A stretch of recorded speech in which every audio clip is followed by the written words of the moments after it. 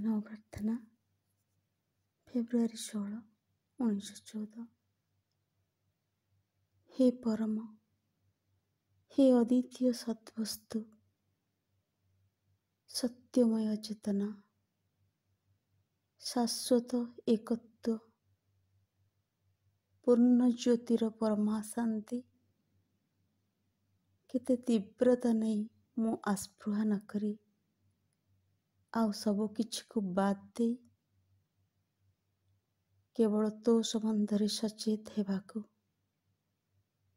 ଅନ୍ୟ କୌଣସି ବସ୍ତୁ ନୁହେଁ, କେବଳ ତୁ ଯାହା ତାହା ହିଁ ହୋଇ ଉଠିବାକୁ।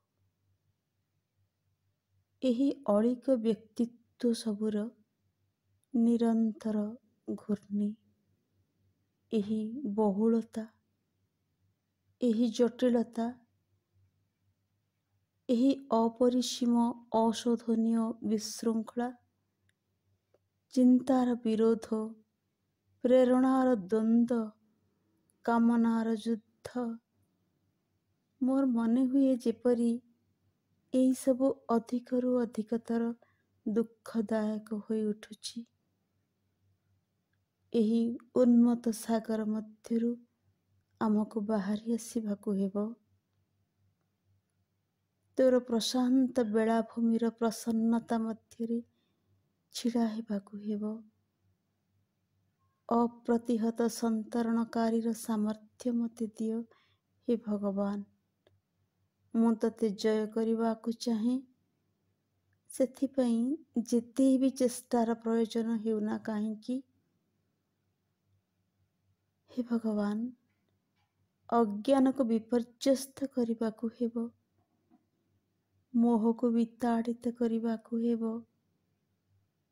ଏହି ଶୋକପୂର୍ଣ୍ଣ ଜଗତକୁ ତାର ବିଭୀଷିକାମୟ କାଳରାତ୍ରିର ଗର୍ଭରୁ ଉଦ୍ଧାର କରିବାକୁ ହେବ, ତାର ଦୁଃସ୍ୱପ୍ନର ଅବସାନ କରିବାକୁ ହେବ।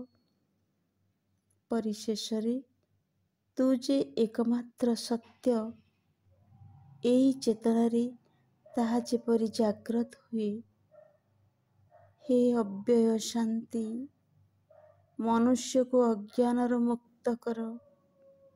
ତୋର ପରିପୂର୍ଣ୍ଣ ବିଶୁଦ୍ଧ ଜ୍ୟୋତି ସର୍ବତ୍ର ତାର ରାଜ୍ୟ ବିସ୍ତାର କରୁ।